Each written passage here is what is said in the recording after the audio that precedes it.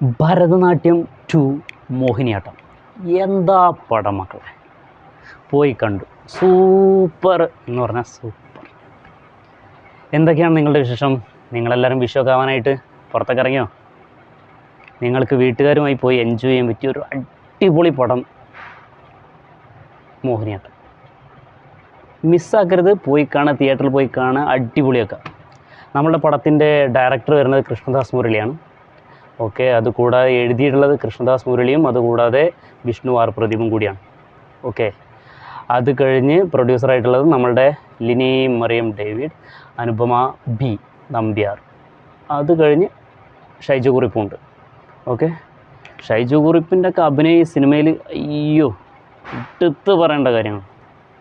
അതുകൂടാതെ നമുക്കിതിൽ വേറെ ആളുകൾ വരുന്നത്, ജഗദീഷ് വരുന്നുണ്ട്, കലാരഞ്ജിനി വരുന്നുണ്ട്, വിനയ് ഫോർട്ട് വരുന്നുണ്ട്.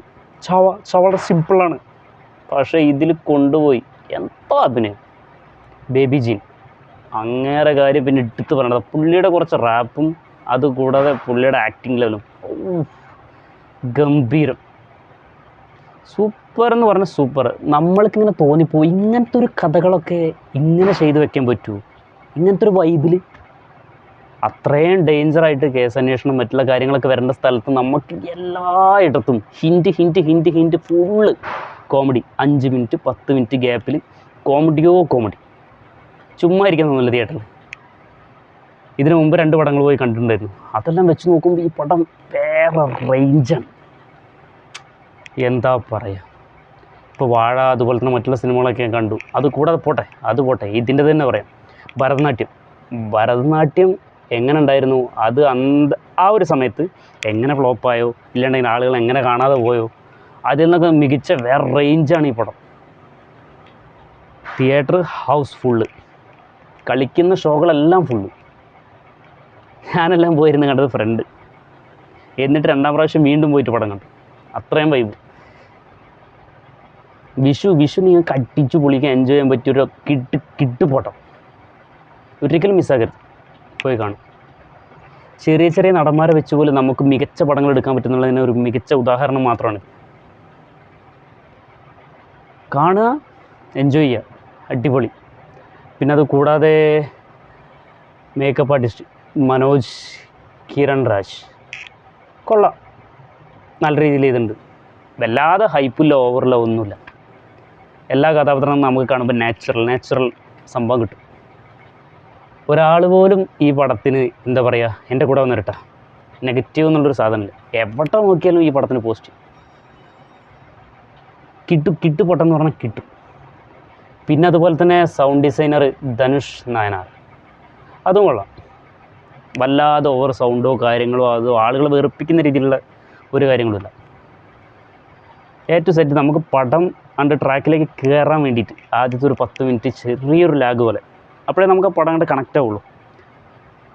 അത് കഴിഞ്ഞ് ട്രാക്കിലേക്ക് കയറിയാൽ പിന്നെ സെക്കൻഡ് നമ്മൾ അടുത്തതെന്ത് ഇങ്ങനത്തെ ഒരു ഫീല് വരും. അങ്ങനത്തെ ഒരു വൈബിലാണ് പടം ചെയ്ത് വെച്ചിട്ടുള്ളത്. അത് കൂടാതെ പിന്നെ വേറെ ആരൊക്കെയുള്ള ജഗദീഷിൻ്റെ അത് കാര്യം പറയാതിരിക്കാൻ നല്ലത്. വേറെ പുള്ളിയൊക്കെ സെക്കൻഡ് നമ്മളങ്ങനെ ഞെട്ടിച്ചുകൊണ്ടിരിക്കും. അത് കൂടാതെ കുറേ വെറൈറ്റി സാധനങ്ങളുണ്ട്. ടെൻഷൻ അടിച്ച് കണ്ട കഥ നമ്മൾ ചിരിച്ചുകൊണ്ടാണ് കാണുന്നത്. അപ്പോൾ ആ പടം എടുത്ത ആളുകൾ ബ്രില്യൻസ് അങ്ങനെ ഉണ്ടായിരിക്കും, ഒന്നും പറയല്ല, കിട്ടും. സുരാജിൻ്റെ ഒക്കെ കുറേ കാലത്തിന് ശേഷം വെറൈറ്റി ഒരു വേഷം. പടത്തിൽ മുഴുനീളം പുള്ളിയുണ്ട്, എന്നാൽ പകുതി വെച്ച് പുള്ളി കാണാനുണ്ട്. അങ്ങനത്തെ ഒരു വൈബാണ്. എന്താ ഫീലിങ്.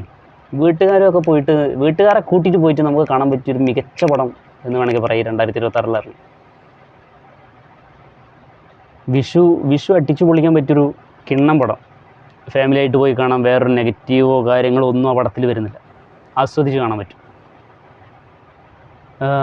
പിന്നെ അത് കൂടാതെ കൊള്ളാം. ബേബി ജീനൊക്കെ നമുക്ക് ഫസ്റ്റ് അവനെ കാണുമ്പോൾ തോന്നും അയ്യേ ഇങ്ങനത്തെ ഒരു സെറ്റപ്പ്. പക്ഷേ പടം കണ്ടിട്ട് നീങ്ങിട്ട് പോകുമ്പോൾ പുള്ളി കസറ് പറയുന്ന ഓരോ ഡയലോഗിനും തിയേറ്ററിൽ കൂവൽ അത്രയും വൈബ്. സംഭവം കളറാണ്. പിന്നെ അത് കൂടാതെ സിനിമാറ്റോഗ്രഫി ബബ്ലു അജു, എഡിറ്റർ ഷഫീഖ്. കുഴപ്പമില്ല കേട്ടോ, നല്ല രീതിയിലാണ് നമുക്ക് പടം ചെയ്തു വെച്ചിട്ടുള്ളത്. ഒരാൾക്ക് കുറ്റം പറയാനുള്ള മുതലില്ല. ആദ്യത്തെ പടം അതായത് ഭരതനാട്യം എങ്ങനെ ഫ്ലോപ്പായി എന്നുള്ളതിലാണ് ഇപ്പോൾ എനിക്ക് ഡൗട്ട് വരുന്നത്. ഇങ്ങനെ പടം ചെയ്തു വെച്ചിട്ട് കുഴപ്പമില്ല. ഇനി ഇത് കഴിഞ്ഞ് കഥകളി, ഭരതനാട്യം 3, കഥകളി അങ്ങനെയൊക്കെ പറഞ്ഞു വരുമോ എന്നുള്ളൊക്കെ ഡൗട്ടുണ്ട്. അതിനുള്ള മുതലുണ്ട്. സംഭവം സൂപ്പറാണ്, ഒരാൾക്ക് കുറ്റം പറയാനുള്ളതില്ല. എല്ലാവർക്കും നല്ല എൻജോയ് ചെയ്തിട്ട് പടം ഫുള്ള് ഇൻ്റർവെൽ ആവുന്നത് നമുക്കറിയില്ല. അത്രയും പെട്ടെന്ന് പടം ഇൻ്റർവെൽ ആവുന്ന പോലെ പടത്തിൻ്റെ ഫ്ലോ ആ ഒരു ലെവലാണ്. എന്തായാലും പരമാവധി കാണാൻ പറ്റുന്നവരൊക്കെ പോയിട്ട് കമ്പനിക്കാരൊക്കെ കൂട്ടിയിട്ടോ അല്ലാണ്ടെങ്കിൽ വീട്ടുകാരെ കൂട്ടി പോയിട്ടോ എങ്ങനെയാച്ചാൽ പടം തിയേറ്ററിൽ പോയിട്ട് കാണാൻ വേണ്ടി ശ്രമിക്കുക. ചെറിയ പടങ്ങൾ നമ്മളുടെ ഉള്ളിലേക്ക് എങ്ങനെ കയറി വരുന്നു എന്നുള്ളതാണ് ഒരു ഡയറക്ടർ അല്ലാണ്ടെങ്കിൽ ഒരു പ്രൊഡ്യൂസർ ചെയ്തു വെക്കുന്നത് നല്ല കാര്യം.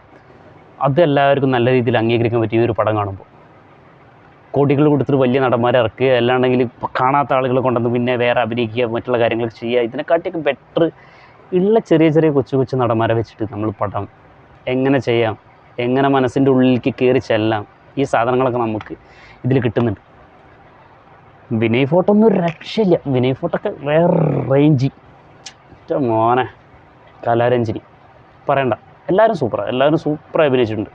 സുരാജ് വെഞ്ഞാറുമുണ്ട് ഒരു നെഗറ്റീവ് ക്യാരക്ടറാണെന്നുണ്ടെങ്കിലും പടത്തിൽ പുള്ളി കാട്ടിക്കൂട്ടുന്ന കാര്യങ്ങൾ, പുള്ളി ചെയ്യുന്ന ഓരോ വിഷയങ്ങളെല്ലാം നമുക്ക് ഒരുപാട് അംഗീകരിക്കാൻ പറ്റും. സത്യമായിട്ടുള്ള കാര്യമായിരിക്കും. പിന്നെ കുറേ കോമഡി ട്രാജഡി കുറേ സാധനങ്ങളുണ്ട്. ലാസ്റ്റൊക്കെ വയ്ക്കുമ്പോൾ ട്വിസ്റ്റോട് ട്വിസ്റ്റാണ്. പോയി കണ്ടു കഴിഞ്ഞാൽ എല്ലാവർക്കും നല്ല കത്തും. അപ്പോൾ ശരി, എന്തായാലും നമുക്ക് ഇനി അടുത്ത പടത്തിൻ്റെ റിവ്യൂമായിട്ട് വീണ്ടും കാണാം. Okay, this is Sajin Das, suggest of fun. Okay, അപ്പോൾ എല്ലാവരും ഒന്ന് കയറുക, സബ്സ്ക്രൈബ് ചെയ്യുക, ബെല്ലൈക്കണൊന്ന് പ്രസ് ചെയ്യുക. നമ്മളുടെ ഒരു തുടക്കം മാത്രമാണിത്. അപ്പോൾ എല്ലാവരും കൂടെ കൂടുക. ഓക്കെ, നമുക്ക് അടുത്ത വീഡിയോ ആയിട്ട് കാണാം. ബൈ.